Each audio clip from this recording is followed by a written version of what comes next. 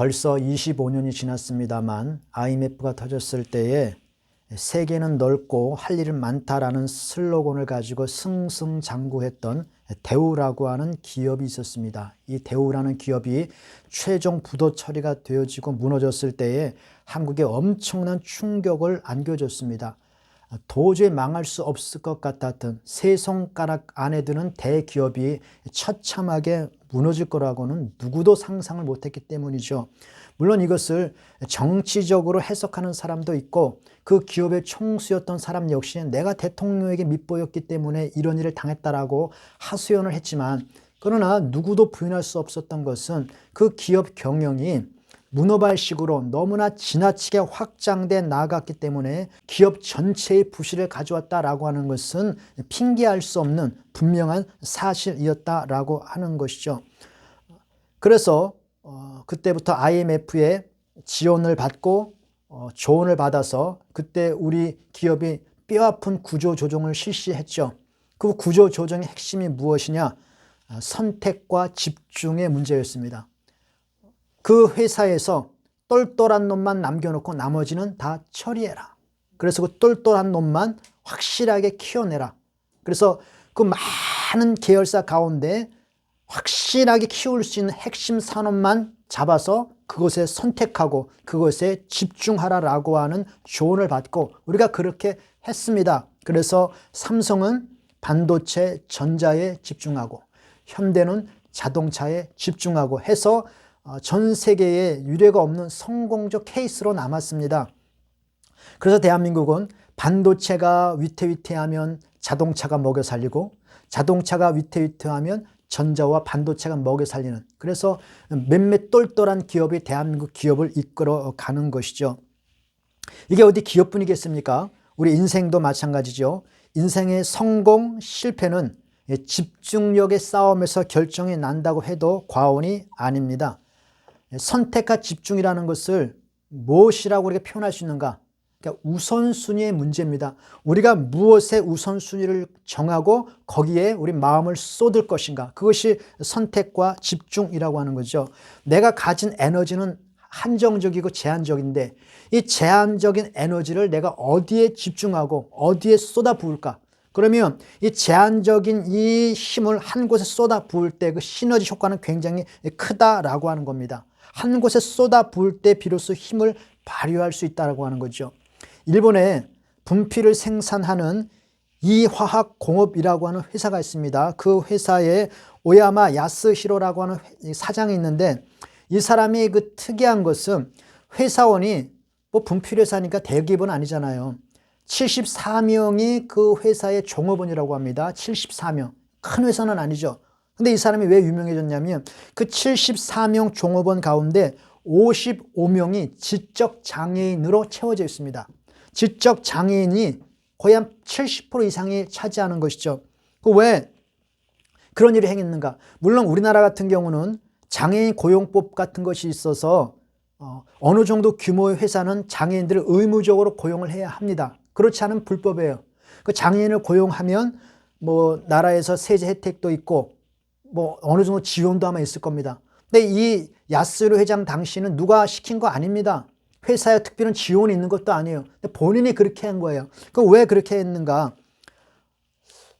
그 계기가 있다고 해요. 그 회사 옆에 장애인 학교가 있었다고 합니다. 장애인 학교가 있었는데 그 교사가 이 회장에게 찾아왔다고 그래요. 그걸 부탁을 하는데 우리 아이들이 이제 졸업을 하면 물론 회사에서 지적 장애를 가졌으니 정규직으로 채용을 하고 일하는 건 불가능하겠지만 적어도 이 아이에게 일할 수 있는 기회를 한번 주고 싶다. 그러니 한 2주 정도만 실습 기간으로 이 아이들에게 일할 수 있는 기회를 좀 부여해 달라. 그래서 일하는 것이 무엇인지 일평생 살면서 그거 한번 경험해 보는 것 너무 소중한 것 아니겠는가. 그러니 이 아이에게 일할 수 있는 경험을 할 수 있도록 한번 배려를 해달라. 그래서 뭐 너무 부탁을 하고 사정을 하니까 그 부탁을 받고 2주 동안 그 장애인 그 여자 2명을 고용을 했습니다. 15살이었다고 해요. 어린 나이죠. 그런데 15살짜리 이 소녀가 2주 동안 일을 하는데 뭐 지적 장애인이니까 복잡한 일을 맡길 수는 없고 그 분필 다 완성된 분필 그 상자에다가 스티커를 붙이는 일을 시켰습니다. 스티커를 붙이는 일을 시켰는데 이 15살 소녀가 너무 일을 열심히 하는 거예요. 뭐 밥도 먹지 않고 뭐 오로지 거기에 올인해서 집중해가지고 너무너무 열심히 하는 겁니다. 그 2주가 다 지났는데 뭐 큰 분량도 나지 않고 너무 집중해서 일을 하니까 2주가 지났으니까 보내야 될 거 아니에요. 그런데 그 회사 직원들이 찾아왔습니다. 우리가 이 아이가 혹시 잘못되면 우리가 잘 돌봐줄 테니 계속 일하게 해달라. 그 종업원들이 너무 감동을 받은 거예요. 이 아이가 너무 거기, 그러니까 자기는 평생 일해본 것이 처음이니까 거기에 너무 감격해하고 너무 기뻐해서 막 열심을 내니까 야, 저 지적 장애를 가진 저 아이도 저렇게 열심히 일을 하는데 우리가 이렇게 설렁설렁해서 되겠냐라고 같이 시너지 효과를 일으켜서 그들도 열심히 일하는 것이죠. 그리고 그들이 열심히 일하는 모습에 감동도 받고 그래서 찾아와서 이 아이가 혹시 잘못되면 우리가 잘 돌봐주고 할 테니 계속 일하게 해달라. 그래서 그 아이를 일을 하게 해줬답니다. 그랬더니 회사 분위기도 좋아지고 내가 누구를 도울 수 있는 사람이 있으면요 그 사람이 힘이 뭐 알 수 없는 힘이 막 발동이 되거든요.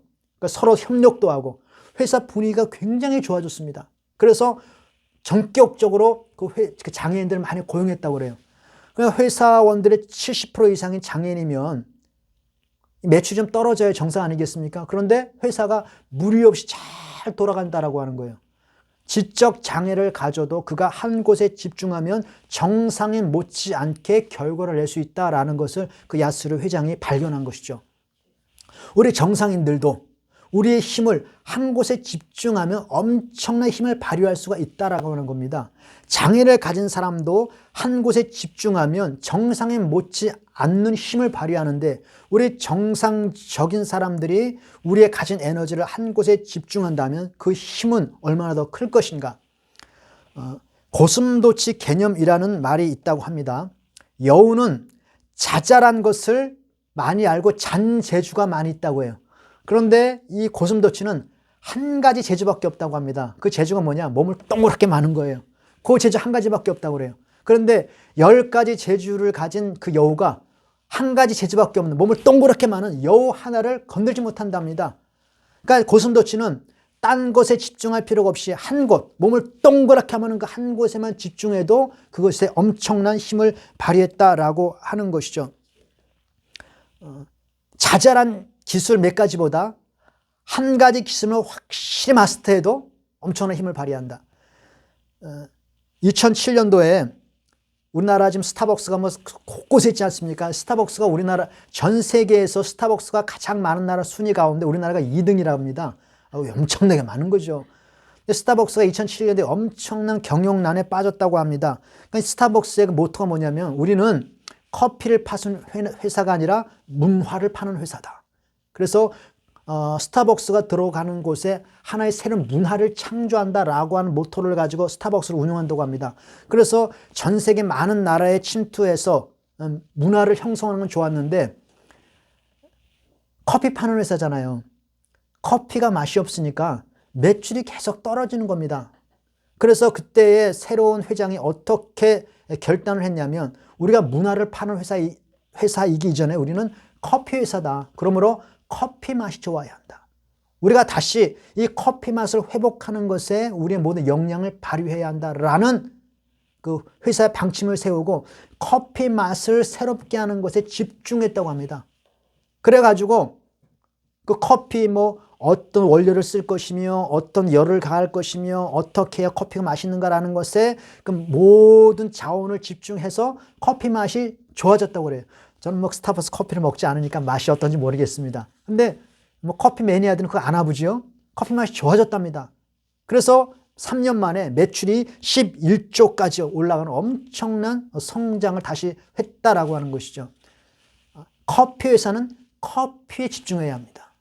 자동차 회사는 자동차에 집중해야 되고 전자회사는 전자에 집중해야 하는 것이고 우리 그리스도인들도 우리에게 주어진 에너지를 한 곳에 집중해야 힘을 발휘할 수 있다고 하는 거죠.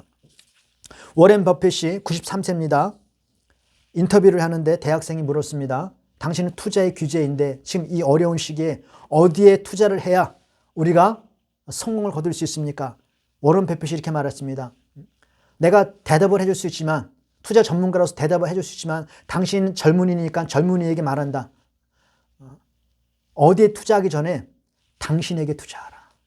그리고 당신에게 어떤 자리, 어떠한 분야에서 최고의 자리가 오르면 다른 사람이 당신에게 투자할 것이다. 그러니까 당신이 어떤 곳에 투자하려고 하지 말고 다른 사람이 당신에게 투자하게 하라. 당신에게 투자하게 하기 위해서는 당신이 한 분야에 최고가 되어야 한다. 그 최고가 되기 위해서는 우리가 집중해야 하는 것이죠. 힘을 한데 모아야 한다는 것입니다. 성경에도 보면 오순절 성령 임하고 교회가 엄청나게 부흥합니다. 그런데 그 교회에 첫 번째 위기가 찾아왔습니다. 구제 문제 때문에 교회가 위태위태합니다. 최초 위기가 찾아왔습니다. 그랬을 때에 베드로와 사도들이 어떻게 결정했는가? 교회의 모든 잔무들은 당신들이 하셔. 집사들을 뽑아서. 우리는 우리에게 주어진 가장 핵심적인 임무, 사명, 기도하는 것과 말씀 전하는 것에 전무하리라. 올인한다는 것입니다. 그랬을 때 그 문제가 해결되어졌다라고 하는 것이죠. 오늘 본문에 이스라엘은 지금 큰 고통에 처해 있습니다. 힘든 노동과 애굽의 학대는 날로 날로 심해지는데 나아질 기미가 전혀 보이질 않고 있습니다. 앞을 봐도 뒤를 봐도 방법이 없습니다. 고통은 점점 심해지는데 앞이 캄캄합니다. 어떻게 이 난관을 돌파해 나갈 것인가? 지금 20대의 가장 심각한 문제가 무엇인가? 20대들이 지금 힘들다가 아우성을 친대요. 근데 우리 기성세대들이 50 넘어가는 기성세대들이 지금 20대를 보면 꼭 이거 뭐 애들 투정하는 것도 아니고 우리가 사실 20대들의 현실을 보면 먹고 사는데 큰 문제도 없고 뭐 누릴 거 다 누리고 있는데 왜 저렇게 힘들다가 아우성을 치는가? 전 세계를 놓고 우리 대한민국 현실을 보면 모든 나라는 우리 대한민국으로 젊은이들을 다 부러워하고 있는데 왜 그들은 그렇게 힘들다고 눈물을 짓고 있는가? 근데 그들의 얘기를 들어보니까 이해가 됩니다. 그들의 고통이 뭐냐면 내가 배가 고파서 힘든 게 아니고 뭔가 부족해서 힘든 게 아니다. 그거 왜 이렇게 힘드냐? 유토피아가 저 눈에 보인대요. 손만 뻗으면 닿을 것 같은 좋은 세상이 저 눈앞에 있다는 겁니다. 늘 그걸 보고 산대요. 손만 뻗으면 닿을 것 같은 그 아주 화려하고 멋진 세상이 눈에 보이는데 아무리 발버둥을 쳐도 그 위에 올라갈 수가 없다는 거예요. 눈에 보이는데 아무리 발버둥을 쳐도 나아질 기미가 이 상황을 벗어날 수 있는 업그레이드 할 수 있는 길이 안 보인다는 겁니다. 그래서 그들이 힘들다고 아우성 친다고 해요. 미꾸라지, 가재, 뭐 이렇게 깨구리로 오글오글 모여 살고 있는데 저 위에 용이 될 수 있는 그 용들은 날아다니고 있는데 이 미꾸라지, 가재, 깨구리에서 용이 될 수 있는 그 길, 사다리가 완전히 끊어져 있기 때문에 차라리 안 보면 괜찮은데 눈에 보인단 말이죠. 올라가고 싶은데 도저히 올라갈 방법이 없다. 아무리 발버둥을 쳐도. 그래서 그들이 힘들다라고 외친다는 겁니다. 아, 듣고 보니 그럴 수 있구나. 우리 어릴 때는 내 주변에 다 가난했거든요. 뭐 딱히 보이는 게 없었어요. 근데 지금 정보가 열렸기 때문에 맨날 TV만 키면은 나 혼자 산다 해서 화려한 집에서 그 수많은 사람들이 뭐 화려한 삶을 막 사늘거든요. 그런데 나는 보이는데 올라갈 방법이 없다. 우리 어머니 아버지를 봐도 방법이 없다. 그러니 낙담한다는 것이죠. 이스라엘 백성이 그런 고통에 처해 있는 겁니다. 고통은 심해지는데 이것을 벗어날 수 있는 돌파구가 안 보이는 겁니다. 하나님께서 모세를 준비시키셨는데 지금 모세는 광야로 도망갔습니다. 모세가 지금 자기 악바람도 할 수 있는 처지가 아니거든요. 방법이 없어요. 이때 이스라엘이 할 수 있는 것이 무엇인가? 집중하고 한 가지로 선택하고 집중을 해야 하는데 그것이 무엇인가? 그것을 오늘 성경에서 말씀해 주고 있는 것이죠. 하나님 앞에 탄식하며 부르시는 것입니다. 탄식하며 부르시는 것. 이거 외에는 이스라엘 백성이 지금 할 수 있는 돌파구가 없습니다. 막막합니다. 23절에 보니까 그 부르짖는 소리가 하나님께 상달된지라. 하나님께서 그들의 고통 소리를 들으시도록 애타게 부르짖는 것.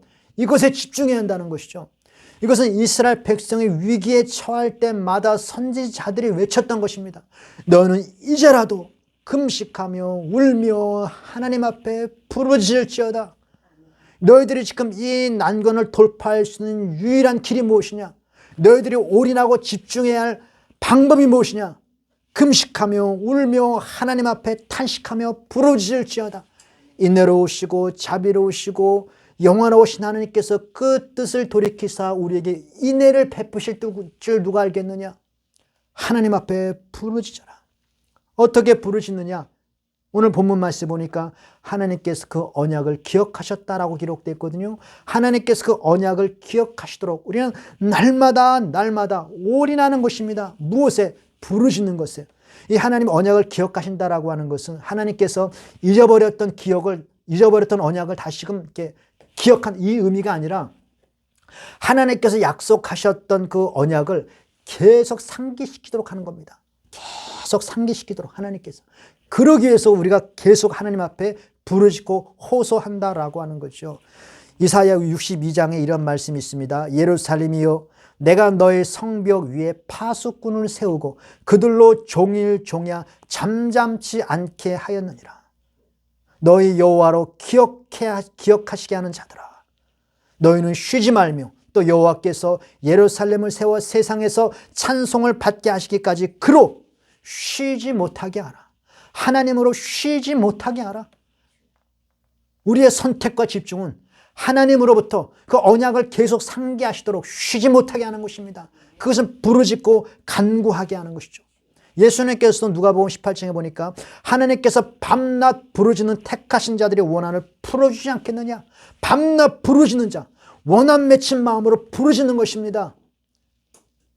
세상에서는 혹자들은 그것을 야, 그 미신 아니야? 우상 숭배하는 거랑 뭘 달라? 라고 생각하고 있지만 성경은 우리에게 말합니다. 세상에서 인자가 올 때에 믿음을 보겠느냐.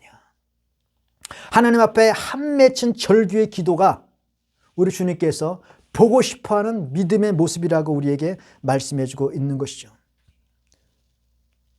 우리는 믿음을 가진 사람인데 하나님께서 그 믿음을 찾으시는데 믿음이 하나님 눈에 안 보인다라고 하는 것이죠. 남는 시간에 기도하는 것 아닙니다. 우선순위를 정해놓고 가장 우선순위로 선택하며 집중하여 부르짖고 간구하는 것이죠. 장애물이 눈에 보일 리가 없고 체면이 어디 있습니까? 지금 죽을 지경인데 돌파구는 안 보이고 아픔 막막하고 고난은 심하고 어떻게 할 것인가? 하나님 나 좀 살려달라고 부르짖고 간구하는 것이죠. 이스라엘 백성은 지금 그 일을 하는 것이었습니다. 그 고통을 하나님 앞에 호소하는 것이죠. 수로보니게 여인이 딸의 귀신이 들렸습니다. 고통 중에 있습니다. 마침 그 동네에 예수님이 오셨습니다. 기회가 왔어요. 이 기회를 놓치면 언제 기회가 다시 올지 모릅니다. 소리를 지르며 예수님 앞에 나갑니다. 내 딸이 흉악하게 귀신 들렸다고 소리를 지르며 나갑니다. 주변의 사람들이 시끄럽다고 소리를 지르고 제지합니다. 그게 눈에 보이겠습니까? 이 기회가 언제 올지 모르는데 예수님 앞에 간절히 부르짖고 매달립니다. 예수님께서 처음에 외면하셨습니다. 자녀의 떡을 취하여 개들에게 던짐이 마땅치 않다. 냉철하게 거절하는 것처럼 보였습니다. 그러나 거기에 포기할 수 없습니다. 예수님 아니면 방법이 없는데, 예수님 아니면 내 딸이 구원받을 방법이 없는데 부르짖고 매달리는 것이죠. 예수님께서 이렇게 말씀하십니다. 딸아, 내 믿음이 너를 구원하였다. 그건 믿음이라고 말씀하셨습니다. 그 미친 짓이요, 그 우상 숭배요, 미신이요 이렇게 책망한 것이 아니라 내 믿음이 너를 구원하였다라. 내 소원대로 되리라. 예수님의 선언입니다. 소경 바디메오가 길거리에서 동냥을 하고 있는데 저쪽에서 예수님이 지나간다는 소식이 들립니다. 예수님이 지나가신다고? 아, 예수님? 그 문둥병자를 고치고 안진뱅이를 일으켰다는 그 예수님? 그럼 주님이 내 눈을 고칠 수 있잖아. 안 보이잖아요. 예수님 어디 있는지 몰라요. 눈에 안 보이니까 지금 바디메오가 하시는 일이 뭡니까? 예수야, 예수요, 나사렛 예수야, 나를 불쌍히 여기서 소리 지르는 겁니다. 얼마나 소리를 지르는 제자들이 춤자만하고 제지를 시킵니다. 막을 수가 없습니다. 눈에, 원래 장애인이니까 눈에 안 보이죠. 눈에 보이는 것도 없고 뭐 장애물, 체면이 이런 게 어디 있습니까? 예수님 소리 지릅니다. 예수님이 찾아오셨습니다. 내가 너에게 무엇 해주게 오느냐? 예수님 보기를 원합니다. 장님의 소원이 뭡니까? 보기를 원하는 거죠. 쫙 보기를 원합니다. 예수님께서 뭐라고 말씀하십니까? 내 믿음이 너를 구원하였다. 내 소원대로 되리라. 이런 부르심과 외침, 오늘 우리가 이것에 집중해야 한다는 것이죠. 이사야 55장 6절에 너희는 여호와를 만날 만한 때에 찾으라. 가까이 계실 때에 그를 부르라. 고린도서 6장에 보니까 보라 지금이 은혜 받을 만한 때여 보라 지금이 구원의 날이로다. 그 기회가 언제 올지 모릅니다. 우리에게 기회가 주어졌을 때에, 부르짖을 시간이 있을 때에 부르짖고 간구하고 매달리는 것이죠. 다른 방도 있습니까? 없잖아요. 주님이 곧 재림하신다는데 우리 가족들은 예수를 믿지 않고 있고 북한이 핵을 갖고 있다는데 어떻게 할 거냐? 부르짖고 간구하는 것이죠. 하나님 살려달라고. 지금 부르짖지 않으면 기회가 언제 올지 모릅니다. 부르짖을 때 하나님의 언약을 상기하도록 우리가 부르짖는 것이죠. 근데 또 중요한 것이 있습니다. 하나님의 언약을 상기하도록 우리가 부르짖고 하나님을 쉬지 못하게 하는 것인데 그 약속을 우리가 또 믿어야 될 것 아니겠어요? 우리가 그 약속을 믿지 않으면 과연 우리가 그렇게 간절한 마음을 부르짖겠는가? 하나님께서 약속하셨죠. 너는 내게 부르짖으라 내가 너에게 응답하겠다고 말씀하셨잖아요. 그 약속 붙들고 하나님 앞에 간절히 기도하고 또 나가는 것이죠. 하나님 언약을 기억하시는 것, 상기하는 것도 중요하지만 내가 그 약속을 믿고 의지하는 것도 역시 중요하다라고 하는 것입니다. 하나님은 변개치 아니하시고 거짓말할 수 없다 하셨으니 하나님이 약속하신 그 약속의 말씀을 붙잡고 이 약속의 말씀대로 이루어 달라고 부르시는 것, 그것이 믿음이라고 성경은 말하고 있는 것이죠. 제가 그 윤석전 목사님 유명하시지 않습니까? 그분 원래 간증을 잘 안 하시는데 그분이 어린 시절 간증을 한 것을 들었는데 참 감동되더라고요. 어머님이 예수를 믿고 자식들을 교회를 데리고 다니는데 그 아버지가 그렇게 핍박을 했답니다. 얼마나 핍박을 했는지 하루가 멀다 하게 엄마를 뭐 거의 개패듯이 두드려 팼다는 거예요. 그러면 몇 번 죽일 뻔했답니다. 그래서 동네 사람들이, 근데 아버지가 그렇게 막 두드려 패고 핍박을 하는데 엄마가 고집을 꺾질 않거든요. 그래서 동네 사람들이 저 집은 분명히 둘 중에 하나 죽을 거다. 둘 중에 하나 죽을 거다. 뭐 매일매일 뭐 싸우는 소리가 나니까 우당탕 깨지는 소리가 나고, 그래서 동네에서 순번을 정해놓고 지킬 정도였다고 합니다. 또 그 아버지가 그 동네 유지였다고 그래요. 근데 어느 날 학교를 갔다 왔는데 방에 아빠 신발도 있고 엄마 신발도 있는데 조용한 겁니다. 사람이 느낌이 이상하더래요. 문을 딱 열었더니 엄마가 여기에 목에 줄이 감겨가지고 벽에 대롱대로 매달려 있고 아버지는 그 밑에서 담배를 뻐끔뻐끔 피고 있더래요. 그래서 들어가니까 자식들이 들어오니까 아버지는 그냥 밖에 나가고 보니까 이게 벌써 죽었어요. 혀가 이렇게 나와가지고 벌써 매달려가지고 아버지가 목을 매서 죽인 건지 엄마가 스스로 목을 맸는지 그건 모르겠지만 아버지는 죽었더래요. 그래서 줄을 딱 풀으니까 찰퍼덕하고 땅에 떨어졌습니다. 뭐 완전히 시체죠. 찰퍼덕하고 몸이 완전히 싸늘히 식었습니다. 이 목사, 그 어린아이가 그 시체를 붙잡고 우는 겁니다. 하나님 살려달라고. 왜냐하면 엄마가 없으면 나 신앙생활 못합니다. 그동안 아버지가 그렇게 핍박을 가해도 엄마가 바람마이가 되어줘서 우리를 이끌고 보호막이 되어줬는데 엄마 없으면 우리 신앙생활도 못합니다. 하나님 제발 살려주십시오. 하나님 나사로에게 잔다고 하셨잖아요. 죽은 자 살려주셨잖아요. 나인성 과부 살려주셨잖아요. 하나님 나는 성경 말씀 믿어요 하면서 약속의 말씀을 붙잡고 울고 막 그냥 하나님 엄마 깨어나지 않으면 나 여기서 물러날 수 없어요. 울고 몇 시간 동안은 막 대성통곡을 하면서 엄마를 죽은 시체를 붙잡고 울었다는 겁니다. 근데 한 몇 시간이 지났는데 엄마 몸이 따뜻해지더니 엄마가 일어나더래요. 일어나더니 그 아들내미 따귀를 한 대 팔썩 때리더니 야 이놈아, 내가 지금 우리 주님과 천국에서 이 지긋지긋하고 이 고통스러운 삶을 정리하고 내가 정말 편안히 쉴 수 있었는데 너 때문에 이 세상을 내가 다시 왔다. 주님께서 보여주시더래요. 천국에 있는데 야 봐라, 네 아들이 저렇게 울고 있다. 저렇게 울고 있다. 그러니 가라 하고 다시 보내줬다는 거예요. 그래서 이놈아, 너 때문에 내가 이 고통스러운 삶을 또 살아야 되냐 하고 따귀를 때렸다는 거예요. 근데 이 아이는 따귀를 맞더라. 엄마가 살아왔다는 곳에. 그래 보세요. 죽은 엄마 간절히 기도하고 매달렸는데 하나님 살려주셨어요. 그분이 기도하는 사람이 되겠습니까? 안 되겠습니까? 우리나라에서 가장 기도 많이 한다는 사람 윤석전 목사입니다. 선택과 집중. 우리 무엇을 할 것인가? 기도해야 합니다. 하나님께서 왜 우리로 하여금 그렇게 하나님만 매달리게 하는가? 그렇게 부르시게 만드는가? 그냥 주시면 안 되나? 이사야 41장 17절에 보니까 가련하고 피폐한 자가 물을 구하되 물이 없어서 갈증으로 그들의 혀가 마를 때 나 여호와가 그들에게 응답하리라. 아니 좋을 때 주시면 좋지 왜 그리 혀를 바짝바짝 말게 하고 왜 대성통곡을 하게 하고 내가 탄식을 하면서 부르짖어야만 주시는가? 이유는 하나입니다. 하나님이 그 일을 하신 거야. 하나님이 주시는 거야. 너의 능력 아니고 너의 지혜 아니고 하나님이 주시는 거야. 여러분 출애굽기의 핵심은 뭡니까? 하나님의 구원을 보랍니다. 하나님의 구원을 보라. 이스라엘 백성이 광야에 나와서 가나안 땅에 들어가는 거 너희들 능력 아니야. 하나님의 능력이요 하나님의 은혜다. 그것을 확실히 알 수 있는 방법은 내 능력이 없기 때문에 부르시고 간구하는 것이 하나님. 부르시고 간구하는 것. 성경은 말합니다. 그것이 믿음이다. 미신 아니다. 기복신앙 아니다.